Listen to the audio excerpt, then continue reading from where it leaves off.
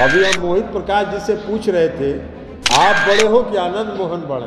कहा कि सर वही बड़े हैं, अध्यक्ष पहले हम बन गए, वो बाद में बने हैं, लेकिन हमसे बड़े वही हैं। छात्र संघ के चुनाव में जो जीत हुई है, यह जीत एक शुभ संकेत है। देखिए, छात्र जो आज छात्र हैं और नौजवान हैं, वो कल के देश के भविष्य। हम लोग तो अब जीवन के अंतिम पड़ाव पर, आने वाले समय तो आप ही लोगों का है, नौजवानों का है, छात्रों का है। राजनीति का भी भविष्य आप हैं और देश के भी भविष्य आप हैं, दोनों के भविष्य आप हैं। आप सबसे निचले, राजनीति का जो सबसे निचला पायदान होता है, वहाँ आप खड़े। जब लोकनायक जयप्रकाश नारायण जी के आंदोलन के नेतृत्व में जो आंदोलन चला, उस आंदोलन में हम सक्रिय हुए और उस समय हम TNB कॉलेज भागलपुर के छात्र और TNB कॉलेज भागलपुर के छात्र संघ के पदाधिकारी थे, उसमें हम संयुक्त सचिव। बाद में जाके हम वहाँ के छात्र संघ के जनरल सेक्रेटरी हुए, महासचिव हुए। हमने जो राजनीतिक अपनी शुरुआत की 1974 के आंदोलन से, वो छात्र नेता के रूप में और छात्र संघ के पदाधिकारी के रूप में। समारोह के अध्यक्ष और छात्र जनता दल के अध्यक्ष नीतीश पटेल जी, यहाँ उपस्थित प्रदेश के अध्यक्ष उमेश कुशवाहा जी, पार्टी के प्रवक्ता और पार्टी के पूर्व विधान पार्षद, पार्टी के नेता रणवीर नंदन जी, पार्टी के नेता और मुख्य सचेतक बिहार विधान परिषद में श्री संजय गांधी जी, पार्टी के महासचिव मृत्युंजय जी, पार्टी पटना विश्वविद्यालय छात्र संघ के पूर्व अध्यक्ष मोहित प्रकाश जी, यहाँ उपस्थित सभी पटना विश्वविद्यालय छात्र संघ के नवनिर्वाचित पदाधिकारीगण, काउंसिल के मेंबरगण और साथी। सबसे पहले तो हम पटना विश्वविद्यालय का छात्र संघ का जो चुनाव हुआ, उसमें जीत दर्ज करने वाले अध्यक्ष आनंद मोहन जी को, उपाध्यक्ष विक्रमादित्य जी को, संयुक्त सचिव संध्या कुमारी जी को, कोषाध्यक्ष रविकांत जी को और काउंसिल के मेंबर धीरज कुमार जी, सलोनी राज जी, ट्विंकल कुमारी जी, महिमा फातिमा जी, आदित्य आलोक जी, सबों को हम हृदय से बधाई देते हैं। और आप सभी साथी जो इनके चुनाव में लगातार लगे रहे, छात्र संघ के चुनाव में, और आज भी यहाँ इनके अभिनंदन में भी आप सब लोग हाजिर हुए हैं, आप सबों को भी हृदय से बधाई देते हैं और धन्यवाद देते हैं। रणवीर नंदन जी जो लगे रहे चुनाव में, पार्टी के नेता हैं, उनको भी हृदय से हम धन्यवाद देते हैं। और अनुप्रिया जी जो पार्टी की प्रवक्ता भी हैं और छात्र संघ से पहले से जुड़ी रही हैं, उनको भी हम बधाई देते हैं। अब मोहित प्रकाश जी तो हैं ही, पहले छात्र संघ के अध्यक्ष रहे हैं। अभी हम मोहित प्रकाश जी से पूछ रहे थे कि आप बड़े हो कि आनंद मोहन बड़े?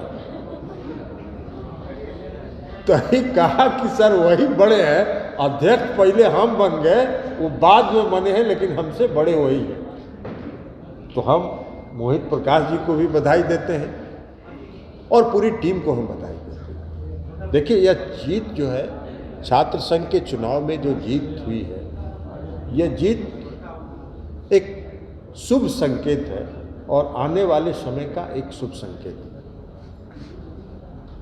देखिए, छात्र जो आज छात्र हैं और नौजवान हैं, वो कल के देश के भविष्य।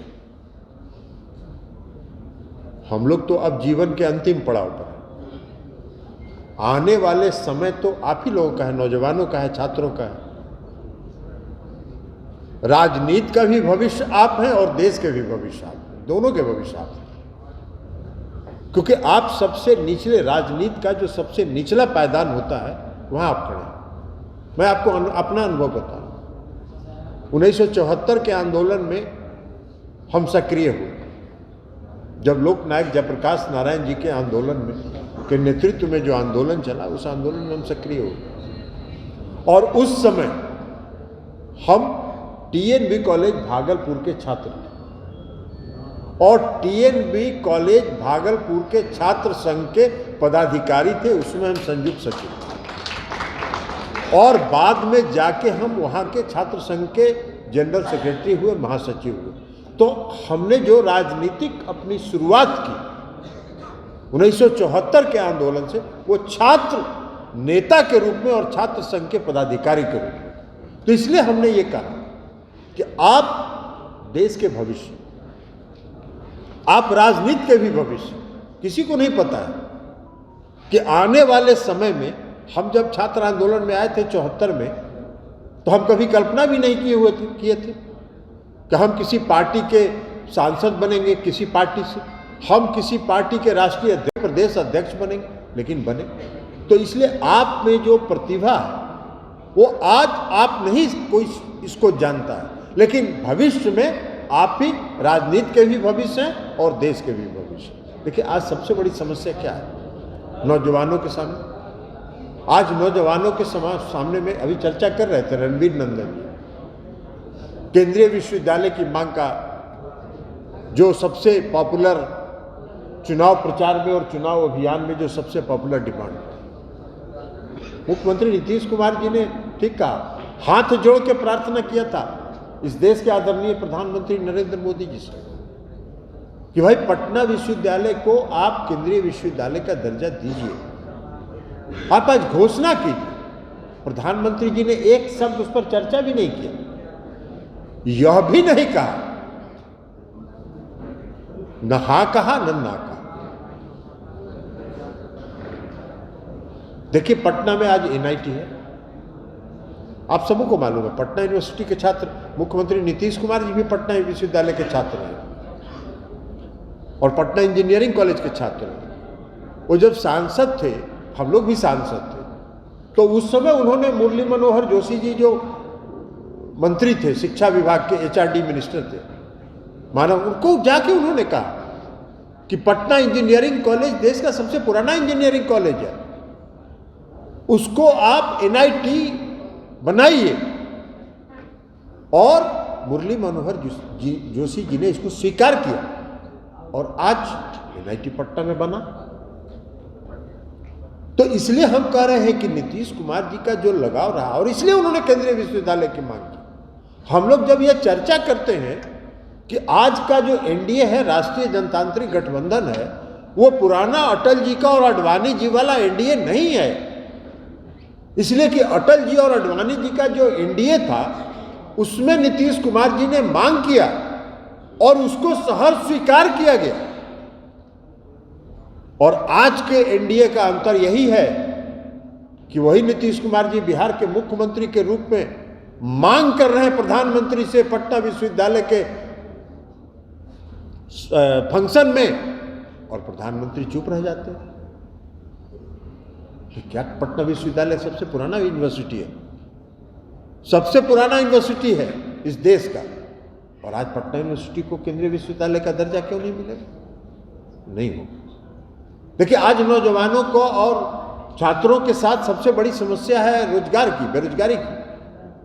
हम लोग 2014 में जब इस देश के प्रधानमंत्री आदरणीय नरेंद्र मोदी जी बने, 2014 के चुनाव के बाद हम लोग चुनाव लड़ रहे थे। हम उस चुनाव में चुनाव हार गए थे, लेकिन हम लोगों ने देखा था प्रधानमंत्री नरेंद्र मोदी जी ने घोषणा किया कि इस देश में हम प्रति वर्ष 2 करोड़ लोगों को रोजगार देंगे। 2 करोड़ लोगों को रोजगार का मतलब बहुत बड़ी बात होती है। और हमने देखा अपने क्षेत्र में, जब हम चुनाव प्रचार में गांव में जाते थे, जब लोगों से वोट मांगते थे, तो लोग कहते थे कि हम तो वोट आपको देने के लिए तैयार हैं, हम तो वोट आपको देना चाहते हैं, लेकिन हम क्या करें, मेरे घर में मेरा बच्चा कर्नाटक में पढ़ता है, बंगलोर में पढ़ता है, कोई कह रहा है कि महाराष्ट्र में पढ़ता है, वो सब कॉलेज छोड़ छोड़ के यहाँ आके बैठा हुआ है घर में, और हम लोगों का दरवाजा रोक के खड़ा है, कहता है कि इस बार भर हाथ जोड़ के आप लोग नरेंद्र मोदी जी को वोट दे दीजिए, हम लोग को रोजगार मिल जाएगा। माने ये स्थिति थी। पूरे देश के जो लोग जहां जहां पढ़ रहे थे, सब अपनी अपनी पढ़ाई छोड़ के गांव में आ गए, और गांव में आके अपने अभिभावकों से प्रार्थना कर रहे थे कि भाई वोट दे दीजिए, मोदी जी हम लोग को रोजगार देंगे।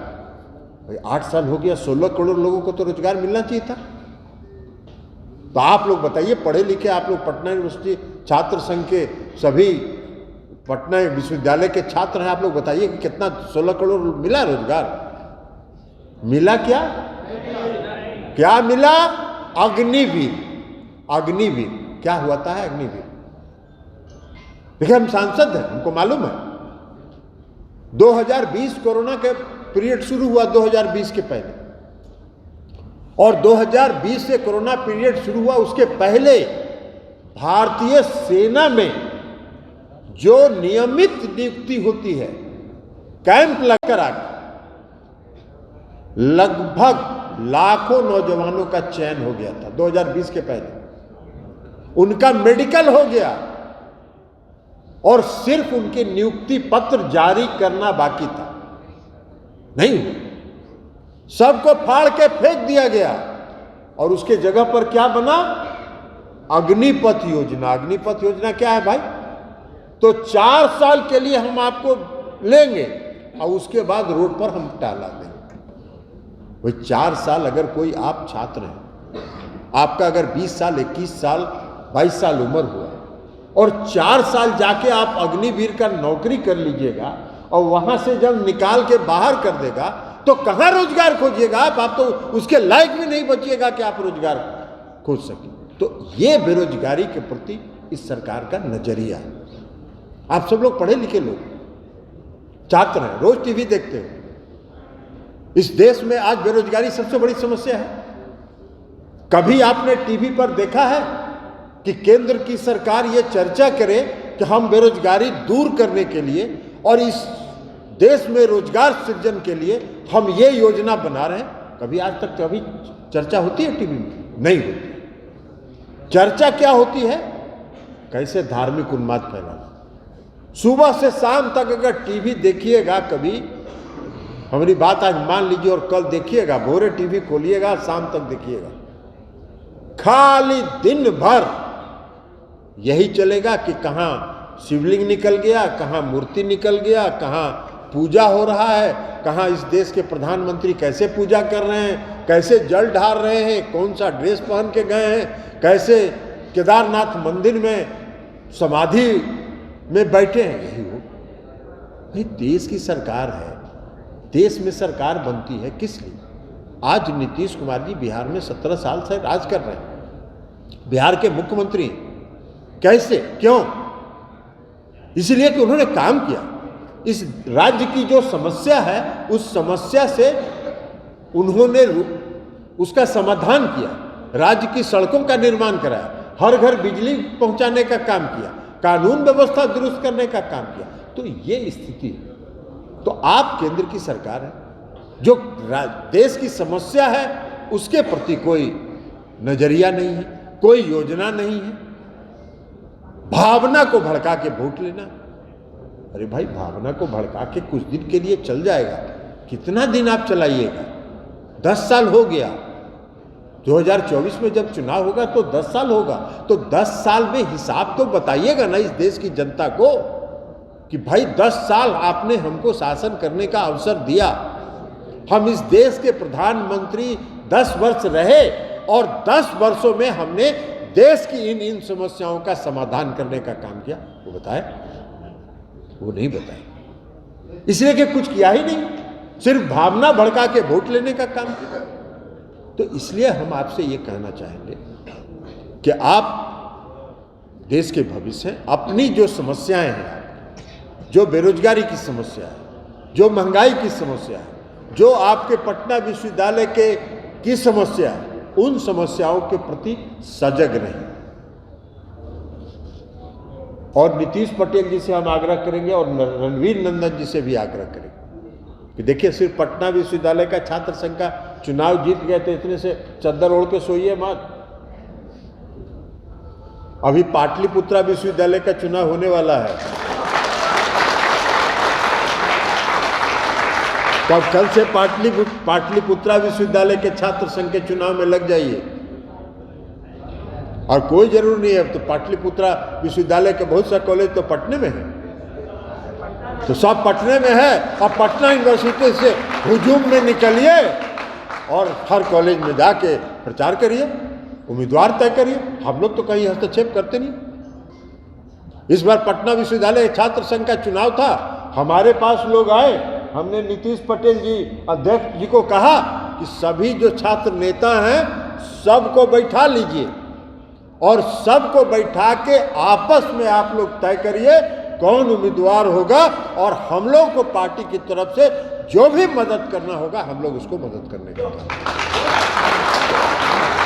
तो इन्होंने तय किया और तय किया, तो आज देखिए उसका रिजल्ट है।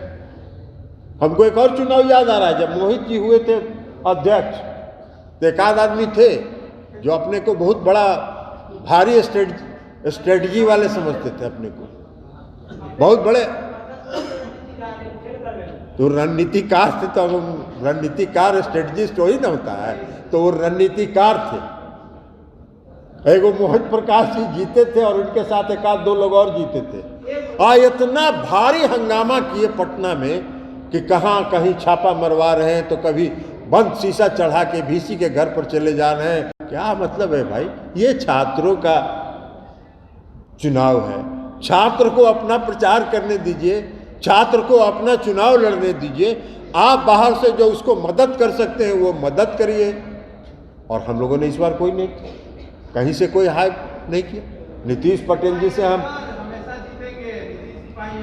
तब तो नीतीश पटेल जी को हमने कहा कि नीतीश पटेल जी आप लोग स्ट्रेटजी बनाइए, आप लोग चुनाव की रणनीति खुद बनाइए।